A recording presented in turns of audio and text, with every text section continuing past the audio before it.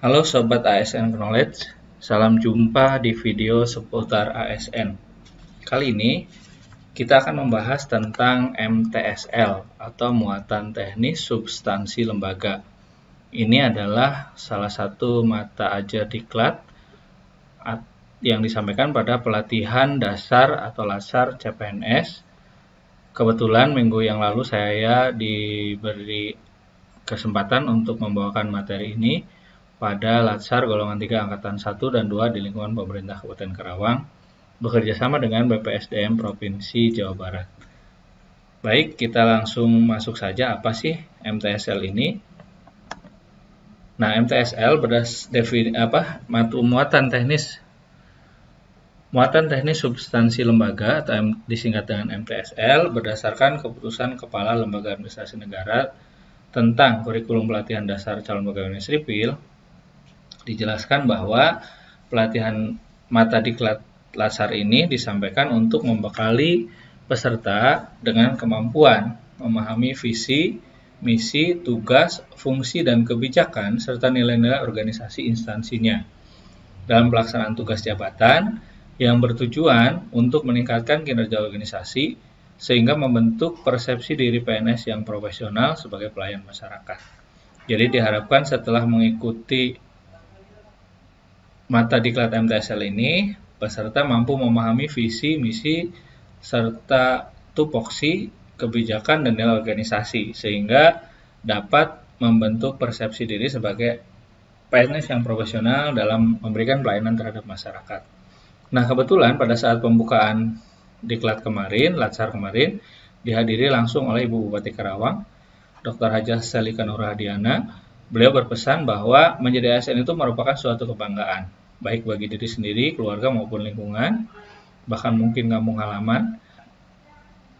Bukan hal yang mudah untuk meraih kesempatan ini melalui proses panjang dan sulit yang sudah dilalui, di mana kita tahu bahwa proses seleksinya waktu itu tahun 2019 diikuti oleh 14.000 lebih dan hanya terpilih 493 orang. Harapan Bupati, jadilah abdi negara yang membanggakan. Saat ini, setiap ASN dituntut untuk bekerja secara profesional, disiplin, kreatif, dan inovatif untuk membangun serta mewujudkan pemerintah daerah yang bersih, transparan, dan akuntabel. Di tengah tentunya berbagai tantangan yang kita hadapi, di antaranya era industri 4.0, kemudian generasi milenial, kemudian juga ada COVID ya yang memaksa kita untuk berubah ya, layanan yang semua berbasis digital dan sebagainya. Kemudian Bupati juga berharap setelah mengikuti Latsar ini diharapkan menjadi ASN yang profesional dan berkarakter dalam membangun Kabupaten Karawang yang lebih baik.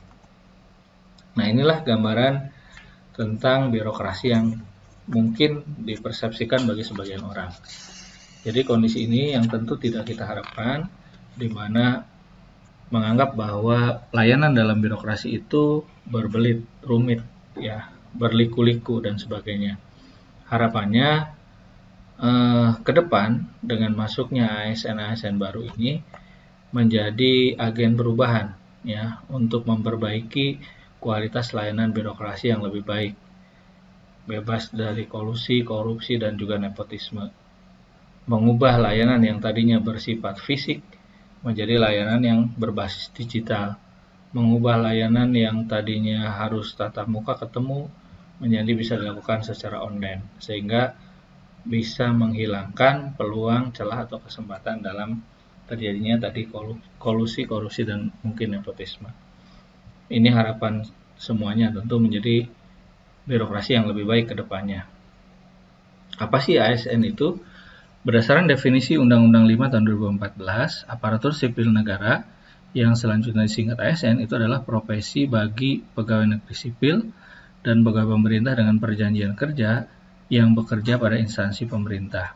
Jadi ada dua tipe pegawai ASN, yang pertama adalah PNS dan yang kedua adalah P3K atau pegawai pemerintah dengan perjanjian kerja.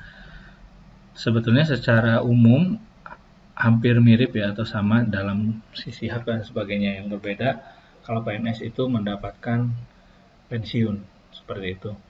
Nah, di lingkungan pemerintah Kabupaten Karawang, tahun ini mungkin akan dalam proses seleksi CASN ini akan mulai menerima dua-duanya. Jadi kalau sebelumnya hanya formasi untuk PNS saja, sekarang ada formasi untuk PNS dan juga P3K.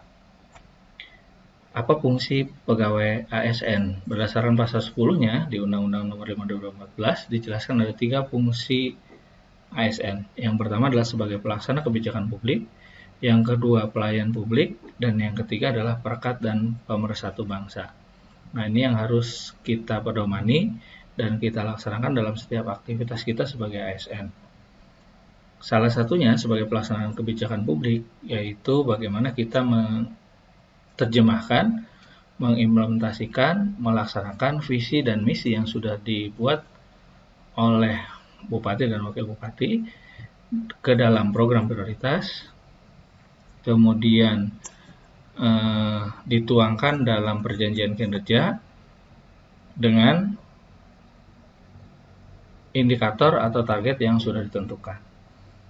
Sehingga apa yang kita lakukan, apa yang kita kerjakan selaras dengan institusi, selaras juga dengan pencapaian visi dan misi yang sudah ditargetkan oleh Bupati dan Wakil Bupati. Nah, berikut visi dan misi Bupati dan Wakil Bupati Karawang periode 2021-2026. Untuk visinya yaitu mewujudkan Karawang mandiri, bermartabat, dan sejahtera.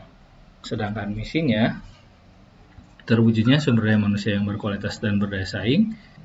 Misi yang kedua yaitu terwujudnya ekonomi kerakyatan yang kreatif, produktif, dan berdaya saing serta berbasis pada potensi lokal. Yang ketiga terwujudnya tata kelola lingkungan hidup yang aman, nyaman, mendukung proses pembangunan yang berkesinambungan. Serta misi yang terakhir yaitu terwujudnya tata kelola pemerintahan yang baik dan pelayanan publik yang berkualitas.